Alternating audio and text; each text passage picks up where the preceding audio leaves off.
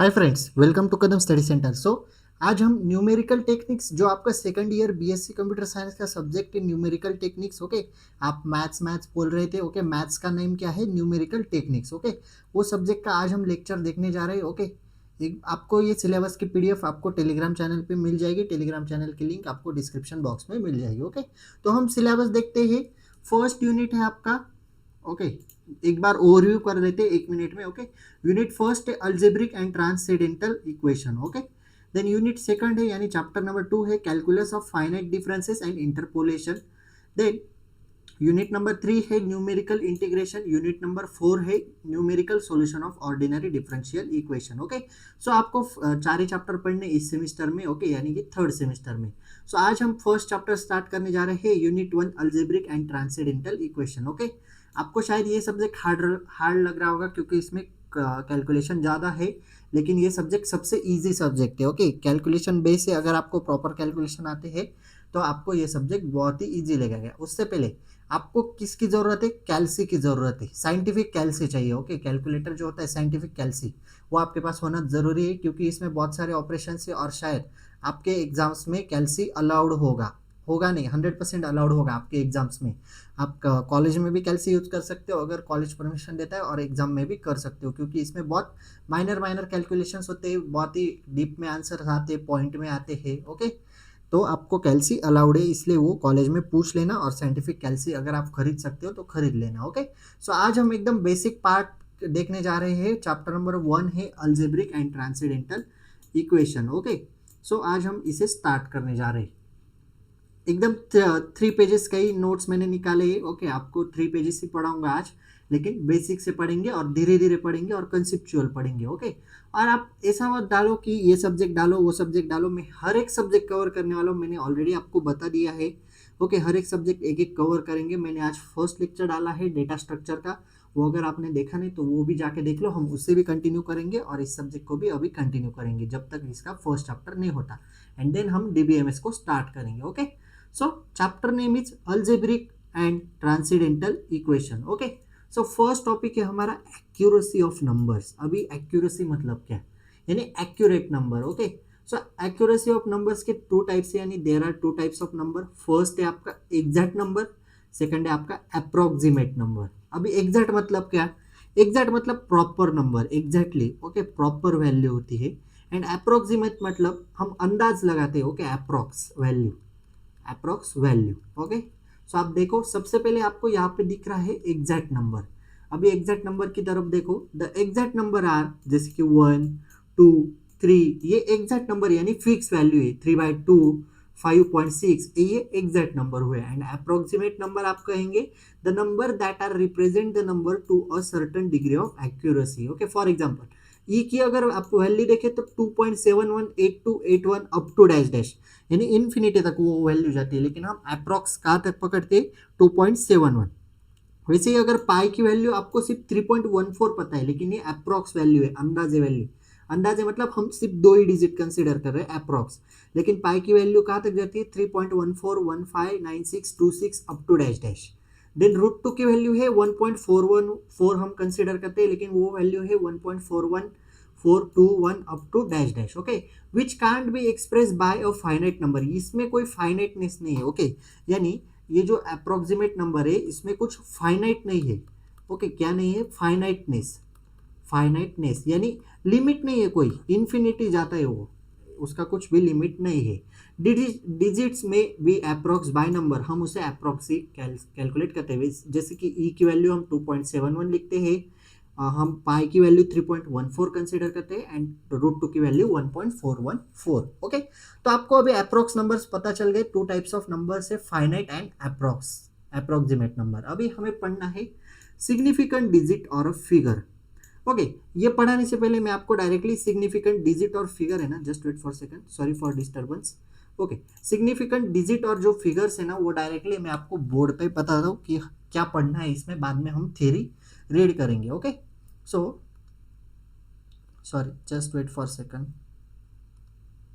Okay, okay, कहाँ पे गया?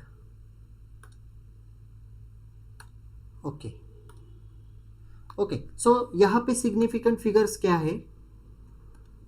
ओके, सो देखो अभी मैंने 23 लिखा, 23 में कितने फिगर्स है 2, मैंने लिखा 234, इसमें कितने फिगर्स है 3, मैंने लिखा 1.0729, इसमें कितने फिगर्स है 1 2 3 4 5, 5 है। ओके, अगर मैंने लिखा 0.0279, अभी इसमें कितने फिगर्स है, आप बोलोगे 1 2 3 4 9, ओके 1 2 3 4 5, ओके, लेकिन इसमें 3 ही सिग्निफिकेंट फिगर्स है। क्यों?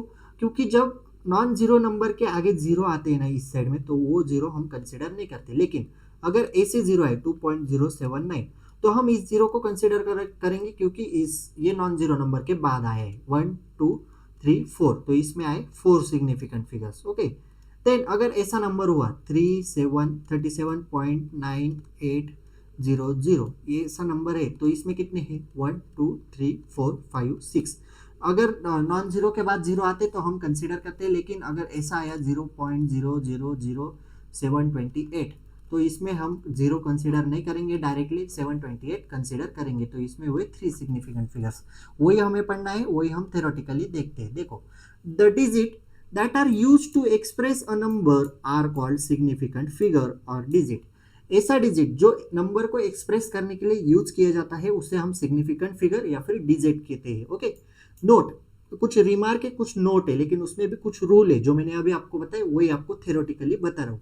Any non zero number are significant digit, कौन सा भी non zero number significant digit है। फॉर एग्जाम्पल 24, 24 क्या है नॉन जीरो नंबर है, तो वो सिग्निफिकेंट डिजिट है, तो इसमें सिग्निफिकेंट डिजिट हुए 2। ओके, आगे देखो, any zero between two non zeros are significant digit. Any zero, कोई भी जीरो हो, ओके, टू नॉन जीरोज में कोई भी जीरो हो, टू नॉन जीरोज मतलब 2 एंड 3, ये नॉन जीरो नंबर है, तो इसमें जीरो हुए तो वो सिग्निफिकेंट डिजिट ही कंसिडर होते हैं, 1 2 3 4 5 5। ओके, तो ये हुआ सेकंड नंबर का point. Then any zero before non zero are not significant digit, यानी any zero before non zero, यानी ये नॉन जीरो नंबर है हमारा 2, इसके पहले अगर जीरो लगाया जाए तो वो सिग्निफिकेंट डिजिट की तरह कैलकुलेट नहीं होता, तो हम सिर्फ डायरेक्टली ये 3 डिजिट कैलकुलेट करेंगे। तो अगर ऐसा है 0.0002345, तो आप किसे कैलकुलेट करोगे, ये जीरो छोड़ दोगे, डायरेक्टली 1 2 3 4, तो इसका आंसर आया 4। ओके, वो पॉइंट यही बता रहा है। Then any zero after non zero in a number with decimal point is significant figure. Any zero after non zero in a decimal point, यानी ऐसा है 2 पॉइंट है, डेसिमल पॉइंट के बाद अगर जीरो आया नॉन जीरो नंबर के बाद, ओके, तो वो भी कंसिडर होता है, तो इसमें भी आते हैं आपके 4 सिग्निफिकेंट डिजिट। ओके, तो आपको सिग्निफिकेंट डिजिट और उनका मतलब अभी समझ में आया होगा।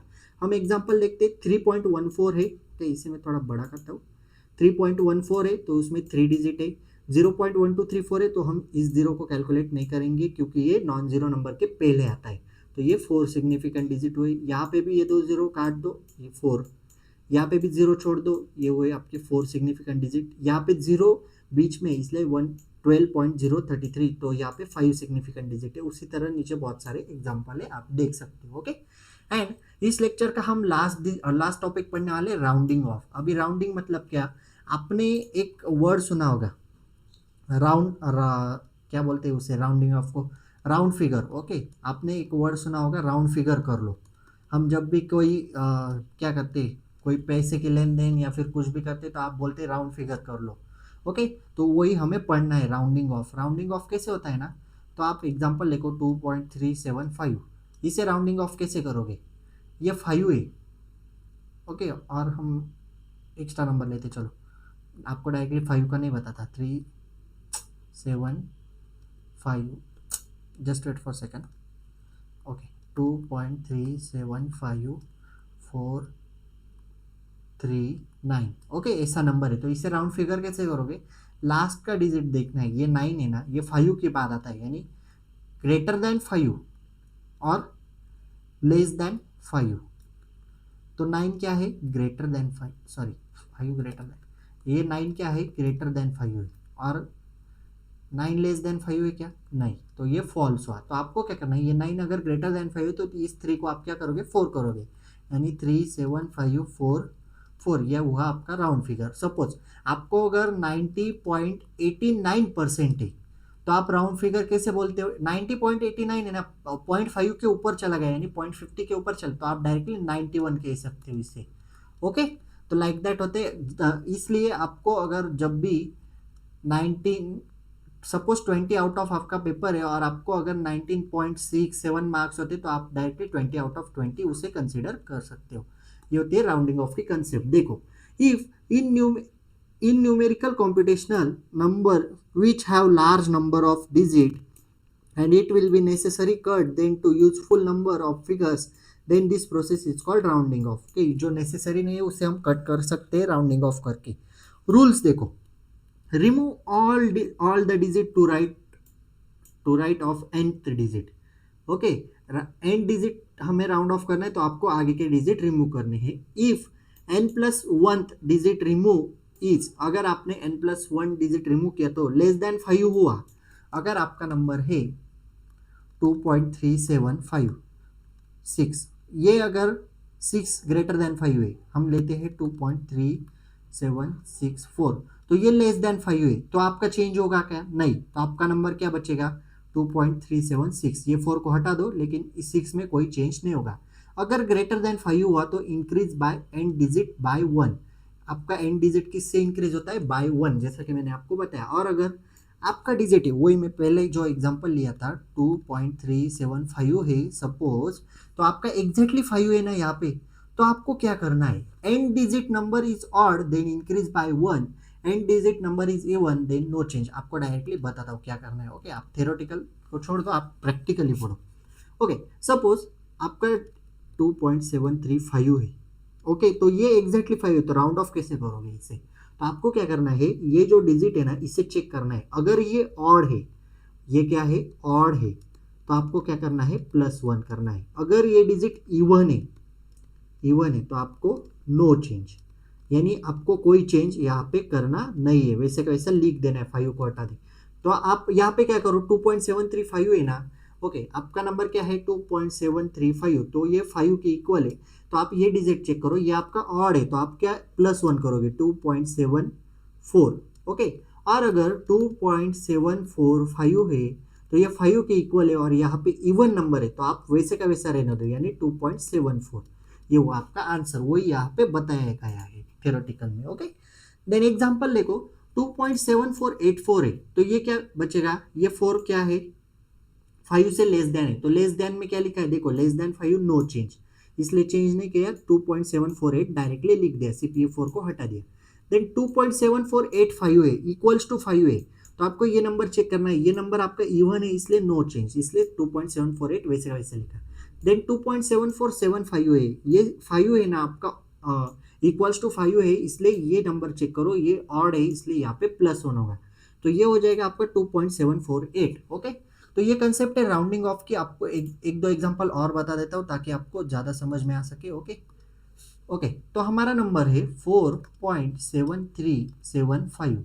अभी ये आपको लास्ट डिजिट चेक करना है, ये 5 के बराबर है, ये 5 इज इक्वल टू 5, तो आप ये डिजिट चेक करोगे, ये आपका ऑड है, तो आपका +1 होगा, तो आपका नंबर बनेगा 4.73, जस्ट वेट फॉर सेकंड, 4.375 हुई। ओके, तो आपका ये 5 इक्वल्स टू 5, तो आपको क्या चेक करना है? 4, ये नंबर चेक करो, ये आपका ऑड है, तो आपका प्लस हो जाएगा, तो ये बन जाएगा 38। ओके, बराबर। और अगर आपका नंबर है 5.737, तो ये 7 5 से ग्रेटर है ना, तो ये +1 हो जाएगा, अगेन 5.74 हो जाएगा।